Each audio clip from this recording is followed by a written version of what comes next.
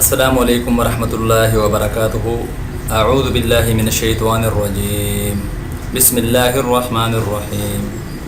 محترم سامعین، میں امید کرتا ہوں آپ سب خیریت سے ہوں گے۔ محترم سامعین، اللہ تعالیٰ نے ایک فرشتہ پیدا کیا۔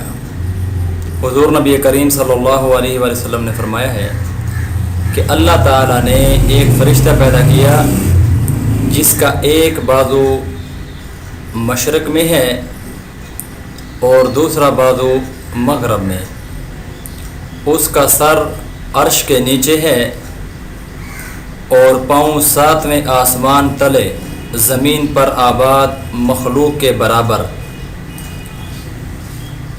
اس کے پر ہیں میری امت میں سے، نبی علیہ الصلوۃ والسلام فرماتے ہیں کہ میری امت میں سے کوئی مرد یا عورت جب مجھ پر درود بھیجتا ہے تو اللہ تعالیٰ اس کو حکم دیتا ہے کہ عرش تلے واقع بحر نور میں غوطہ لگائے۔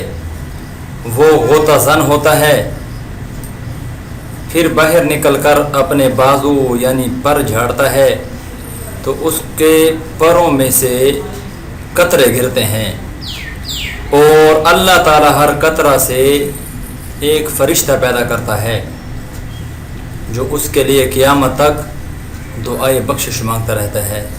محترم سامعین، کتنی بڑی خوشخبری ہے درود پاک پڑھنے والوں کے لیے۔